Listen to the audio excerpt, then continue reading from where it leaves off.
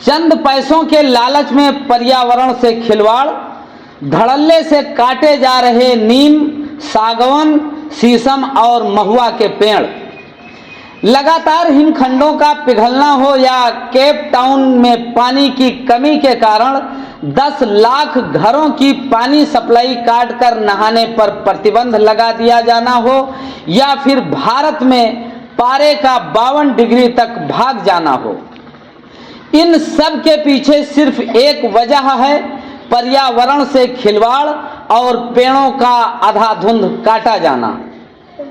भारत में पड़ने वाली गर्मी इस बार लगभग 70 सालों का रिकॉर्ड तोड़ चुकी है।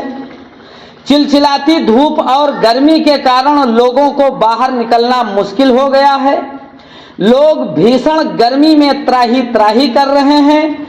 आखिर इस भीषण गर्मी का क्या कारण है और ऐसा क्यों हो रहा है?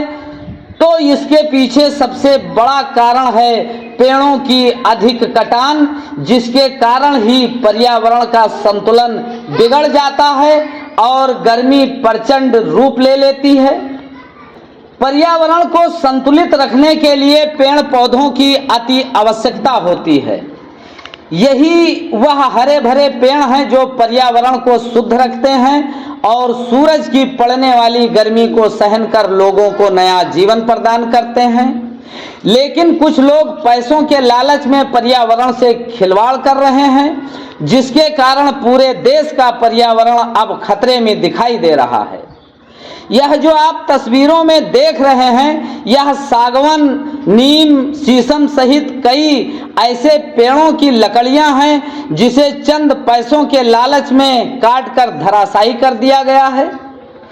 सूत्रों की माने तो कई स्थानों से काटकर लकड़कट्टे इन पेड़ों के लकड़ियों को एक जगह जमा करते हैं, जिसके बाद यह उसे लंबा कारोबार करके अपनी जेब भरते हैं। लेकिन इसका जो असर समाज पर पड़ता दिखाई दे रहा है, उससे उन्हें कोई लेना देना नहीं है।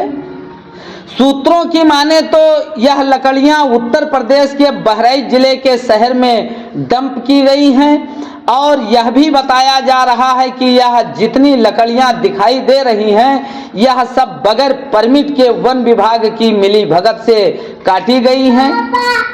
बहराइच शहर के चारों तरफ से काटकर लाई गई यह लकड़ियां दरगाह शरीफ सब्जी मंडी के पीछे मानपुरवा गांव को जाते वक्त रास्ते में ही यह सारी लकड़ियां डंप की गई हैं।